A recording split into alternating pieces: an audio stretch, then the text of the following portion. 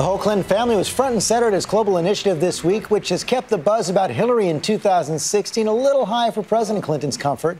He did his best to tamp it down in our interview, but opened up about possible threats to another run and his biggest lessons from the loss last time. I was really struck by something Lindsey Graham said the other day. He said, from now on, after Tuesday's meeting, I'm going to call it Clinton care. If it's a huge success, Hillary Clinton will win the presidency. If it's the failure I think it's going to be, then she needs to own the result of embracing this bill. How worried are you about that for 2016? Not at all.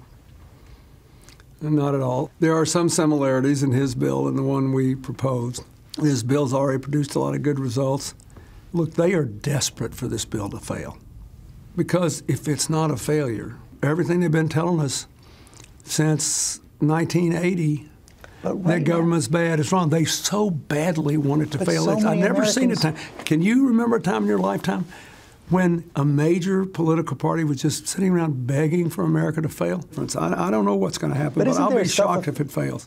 I just think that when all these dire predictions don't come out, if they don't, I believe that pretty soon, within the next several years, this will be like Medicare and Medicaid, and it'll be a normal part of our life, and people will be glad it's there. And a big plus the next election. Yeah. And I know you can't answer anything about 2016, but when you look back to the last campaign, if you could boil it down to one, what is the one big lesson you learned from it?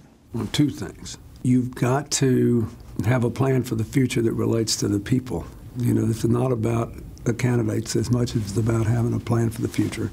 And secondly, you have to have a strategy for presenting your true self to the voters in an environment where there are unprecedented opportunities for those who don't want you to win to paint a different picture of your true self.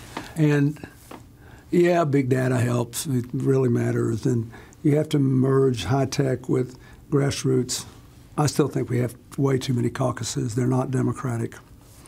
And unlike primaries, they have no legal enforcement. You can break the rules and nobody can say anything. I think there are way too many of them.